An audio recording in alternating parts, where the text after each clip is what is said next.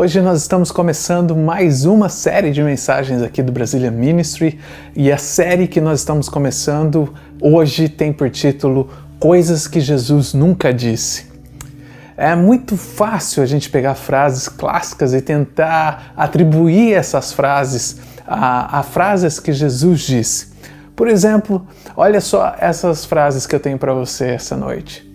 Mente vazia é a oficina do diabo.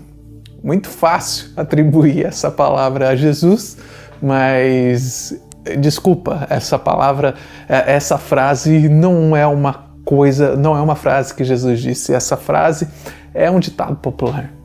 Olha a outra frase aqui. Esforça-te e eu te ajudarei.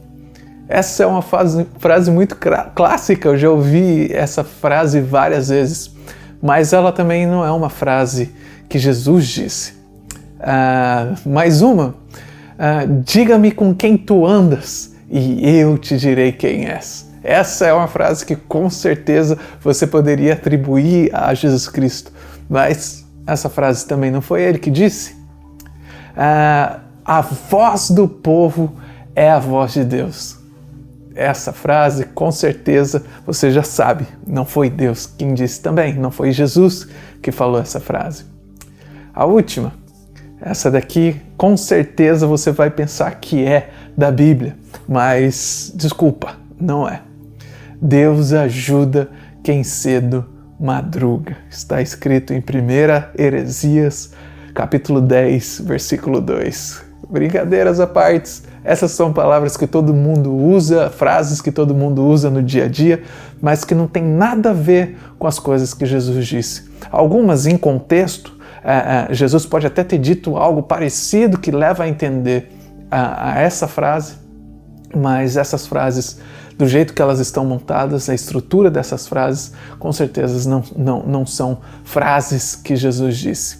Hoje, eu estou quebrando esse paradigma. Talvez você estivesse pensando que algumas dessas frases eram frases da Bíblia. Hoje, me desculpa, você já sabe, não, essas frases não são da Bíblia, não foi Jesus quem disse, pelo contrário, são frases do ditado popular. Hoje, eu quero falar uma frase que com certeza Jesus não disse, que é: você não precisa perdoar. Uma coisa que Jesus nunca disse sobre o perdão. A verdade é que todos nós temos pecados, defeitos, falhas nos nossos relacionamentos, seja ele vertical com Deus, né, você e Deus, ou seja em relacionamentos horizontais, você e a comunidade que você vive, seus amigos, seus familiares. Com certeza, todos nós temos defeitos, nós temos falhas. E quando se trata de pedirmos perdão por coisas que nós praticamos, nós sempre temos a atitude de tomar esse primeiro passo e pedir perdão para Deus e se arrepender dos nossos pecados. Mas a pergunta que eu quero te fazer essa noite é: o que nós fazemos quando nós precisamos perdoar alguém? Nós sabemos que Deus, Ele sempre está pronto para perdoar a gente quando nós falhamos, mas como que nós fazemos quando nós precisamos perdoar alguém? Embora nós sejamos rancorosos e sempre caímos em erros, sempre estejamos em falha, Deus nunca vai virar para você e dizer assim: desculpa Tiago, você que está assistindo aí, ou desculpa Hélio, você já pecou demais, eu não posso mais te perdoar. Eu posso perdoar todas as outras pessoas do planeta, mas você realmente me irritou dessa vez, eu não vou te perdoar.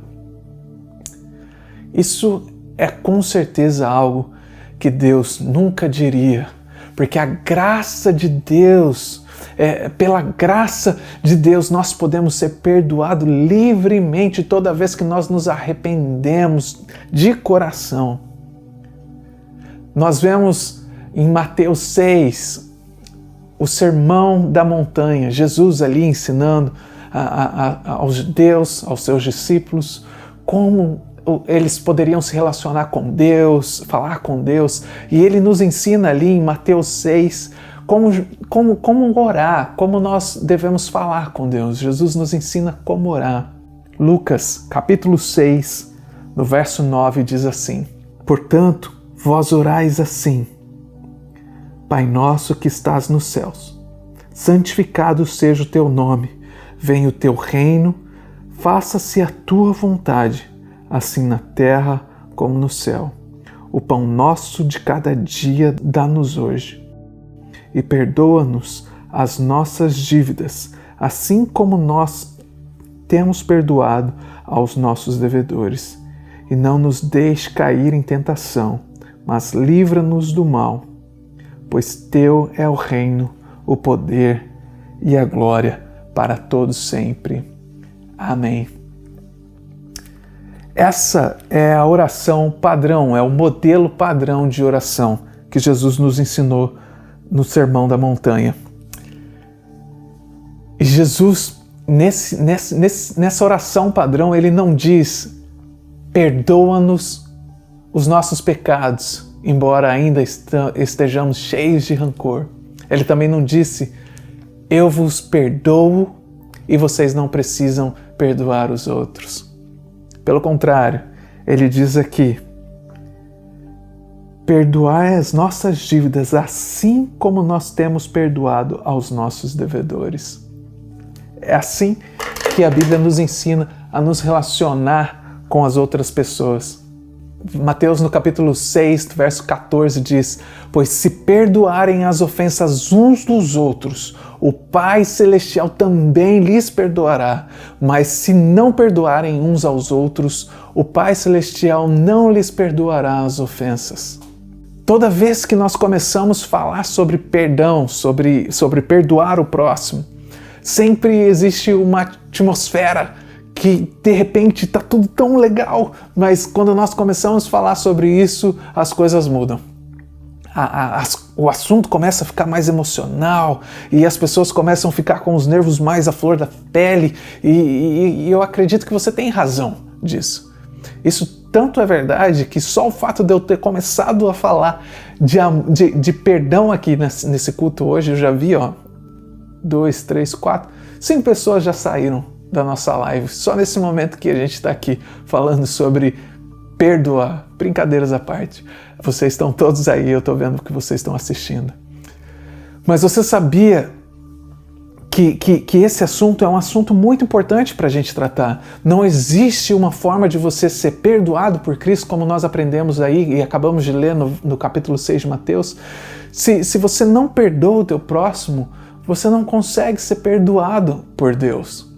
Então, eu sei que isso traz emoções, eu sei que isso mexe com você, você tem toda a razão e você com certeza deve estar aí do outro lado falando: você não sabe o que aconteceu comigo, você não sabe o que eles fizeram comigo, você não sabe o que eles falaram sobre mim, você não sabe o que aconteceu de fato e como você pode falar sobre perdão. Talvez o seu marido te enganou, a sua esposa te enganou, seu melhor amigo mentiu, alguém amado, admirado por você te decepcionou, não pensou em você quando deveria pensar, não pagou o que deveria ter pago. Talvez alguém quebrou uma promessa com você e você ficou super chateado com essa pessoa e hoje você guarda essa mágoa. Talvez uma pessoa te usou para conseguir alguma coisa e depois que conseguiu o que queria, te abandonou, te jogou fora e você se sentiu traído por essa pessoa e você guarda essa mágoa e não consegue perdoar essa pessoa pelo que aconteceu. Talvez as pessoas que deveriam proteger você, cuidar de você, foram as pessoas que te magoaram, te machucaram emocionalmente, fisicamente e espiritualmente, talvez sexualmente até. E essas são as suas marcas, as cicatrizes que você leva no seu dia a dia hoje. Eu de maneira nenhuma essa noite quero passar por cima do sofrimento que você passou, da injustiça que você experimentou. Eu tenho certeza que isso foi horrível, que isso foi injusto e que de alguma forma isso foi muito errado com você. E a pergunta que eu quero te fazer essa noite é: como você perdoa algo que parece ser imperdoável? Como que você perdoa uma falha tão grande de alguém que você gostava tanto? E a resposta está nessa oração que nós acabamos de aprender com Jesus.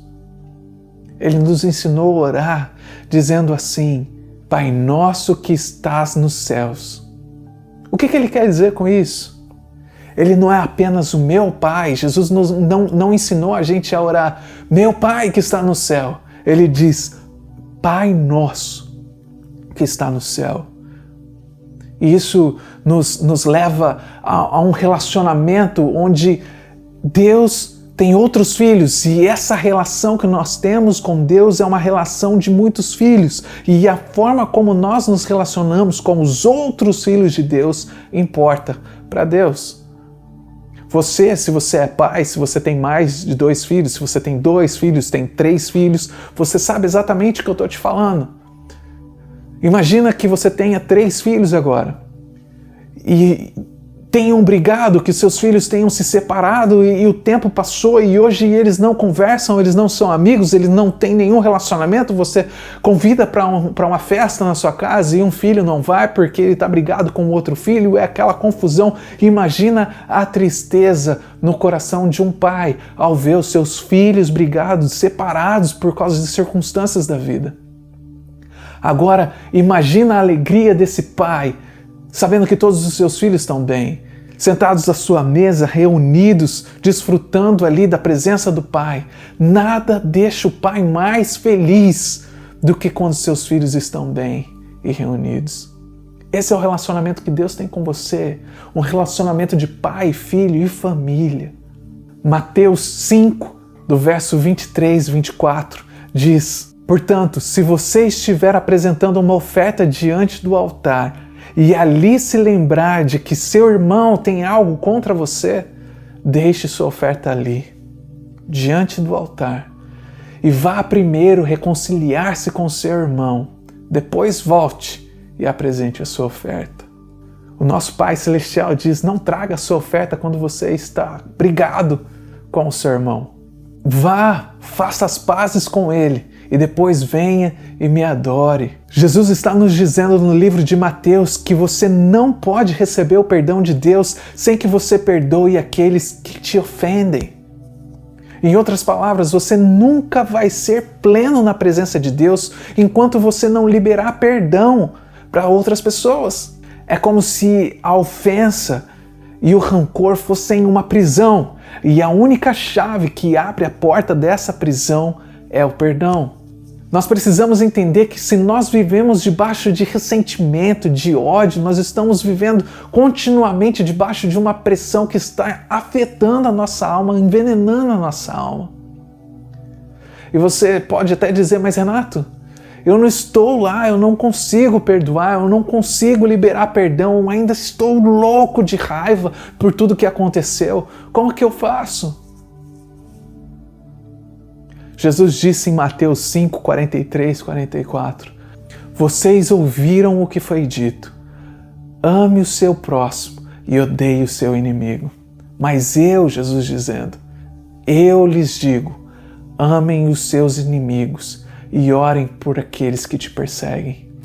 Mas eu não sinto vontade de orar por eles, eu não sinto vontade de perdoar, eu não sinto vontade de interceder pela vida deles. Se eu tivesse esperado sentir vontade de orar para perdoar alguém, eu estaria esperando até agora, porque eu nunca teria essa vontade. Talvez você precisa começar a orar mesmo sem vontade, tomar essa ação. Essa é uma verdade que nós precisamos entender. Sua oração pode não mudar a vida de ninguém. Pode ser que a sua oração não mude nada na vida das outras pessoas, mas ela sempre vai mudar você. Em Colossenses 13, a Bíblia diz, suportem-se uns aos outros e perdoem as queixas que tiverem um contra os outros. Como assim? O que ele quer dizer com suportem uns aos outros? Que você tem que olhar para a pessoa e falar, eu não suporto essa pessoa, mas eu vou suportar, porque a Bíblia está dizendo. Mas se não fosse a Bíblia, eu esganava essa pessoa. Não, esse suporte que a Bíblia está dizendo é como se fosse um trabalho, que você tem que trabalhar junto, que você tem que dar um suporte a essa pessoa, que você tem que ajudar essa pessoa. Suportem-se uns aos outros e perdoem as queixas que tiverem um contra os outros. É isso que a Bíblia está dizendo. Perdoem como o Senhor lhes perdoou. E aí ele continua dizendo: acima de tudo, porém, revistam-se do amor. Quem que é esse amor? O que é esse amor? A Bíblia diz que Deus é amor. Então, revista-se de Deus, encha-se de Deus até se transbordar de Deus. E ele continua dizendo que é o elo perfeito. E ele diz que a paz de Cristo seja juiz em seu coração. Por que ele diz isso? Por que Jesus tem que ser, a paz de Jesus tem que ser o juiz no nosso coração? Simplesmente porque na hora do calor, da raiva, da emoção, nós queremos ser o juiz. E nós queremos julgar aquela pessoa e destruir aquela pessoa com a sentença que um juiz daria para aquela pessoa. E a nossa sentença para as pessoas que nos ofendem é sempre uma sentença de juízo, de morte. Por isso que a Bíblia nos diz em Colossenses que nós devemos deixar que a paz de Cristo seja juiz nos nossos corações. E ele continua dizendo: visto que vocês foram chamados, nós somos chamados, você precisa entender isso, nós somos chamados para viver em paz, como membros de um só corpo. Imagina se eu quisesse falar alguma coisa para você e minha boca não quisesse falar. Eu não ia conseguir falar com você. Imagina se eu quisesse andar para frente e os meus pés tivessem brigado com o resto da minha perna, das minhas pernas, e eu não conseguisse andar para frente porque um quer para ir para um lado e o outro quer ir para o outro. Imagina se a minha mão não começasse agora me obedecer e quisesse fazer qualquer outra coisa que meu corpo não queira. Eu não ia conseguir com certeza estar aqui em pé falando com você. A Bíblia está dizendo em Colossenses que nós devemos viver como membros de um só corpo. Membros de um só corpo vivem em unidade, em uniformidade, é homogêneo. E ele termina esse verso dizendo: e sejam agradecidos. O que a gente precisa aprender com isso? Que independente da situação, independente do que nós vivemos, independente do que aconteceu com as nossas vidas, independente do que nós tenhamos passado, nós devemos ser agradecidos a Deus. Deus perdoa livremente os nossos pecados. Da mesma forma, nós devemos perdoar as pessoas que nos ofendem. Joga fora essa mágoa. Essa mágoa dentro de você não presta para nada. Deixa isso para lá, deixa o que aconteceu no passado no passado. Anne Stanley falou: na sombra da minha dor, o perdão pareceu como uma decisão de recompensar um inimigo. Mas na sombra da cruz, o perdão é apenas um presente de uma alma imerecida para outra. Eu quero te dizer essa noite que nós não merecemos esse fardo sobre as nossas vidas. Nós não ganhamos nada quando nós estamos em atrito com alguém. Perdoe como o Senhor te perdoou. Essa é a palavra do Senhor para a sua vida hoje. Eu não sei o que você está pensando, mas perdoe essa pessoa que Deus está colocando na sua mente agora, como Deus te perdoou. Quantas casas seriam curadas se pais e filhos se abraçassem e dissessem: eu te perdoo? Quantos casamentos poderiam ser salvos se marido e esposa se abraçassem e perdoassem uns aos outros? Quantas amizades poderiam ser curadas se amigos sentassem juntos e conversassem e colocassem as coisas em ordem e pedissem perdão uns aos outros? Quantos de vocês poderiam ser livres essa noite? Se vocês perdoassem, se vocês liberassem o perdão para essa pessoa que te magoou. Talvez você esteja sentindo um peso sobre a sua vida. Talvez você esteja preso sobre cadeias, correntes de amargura na sua vida, eu quero te dizer que o perdão é a chave que te liberta. E quando nós entendemos isso, nós entendemos que Deus não é tão mau quando Ele pede para que nós perdoemos as outras pessoas. O pastor David Wells disse: guardar rancor não faz de você forte. Isso te deixa amargo. Perdoar, pelo contrário, não te faz fraco. Ele te liberta. Como nós lemos Mateus 6, verso 14 e 15 diz: pois se perdoarem as ofensas um dos outros, o Pai Celestial também lhes perdoará. Mas se não perdoarem uns aos outros, o Pai Celestial não lhes perdoará as vossas ofensas. O perdão lhe dá a capacidade de libertar um prisioneiro e perceber que esse prisioneiro era você. Talvez essa palavra tenha tocado no seu coração essa noite e você sente a necessidade de liberar perdão e receber perdão da parte de Deus. Eu não sei o que aconteceu, quais foram as circunstâncias que te levaram a isso, a esse ódio, a esse rancor dentro do seu coração.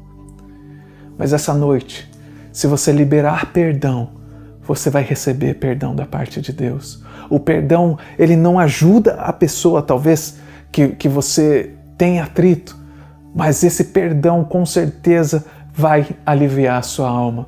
Perdoar essa pessoa não significa que você vai ter que começar a conviver com essa pessoa novamente, que você vai ter que começar a fingir que está tudo bem com essa pessoa e retomar o seu relacionamento com ela. Mas perdoar libera a sua alma de um sofrimento.